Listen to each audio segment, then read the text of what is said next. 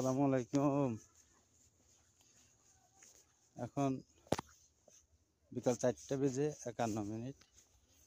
আমি মাগুরা সদরের কোসন্দি ইউনিয়নের অন্তর্গত রামনগর বাজার থেকে কৃষ্ণপুরের দিকে যাচ্ছি। এই যে রাস্তা করা হয়েছে, কার্পেটিং রাস্তা হবে। মূলত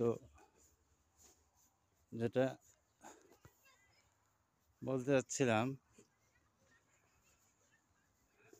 এখনো সন্ধ্যা লাগার অনেক দেরি, কিন্তু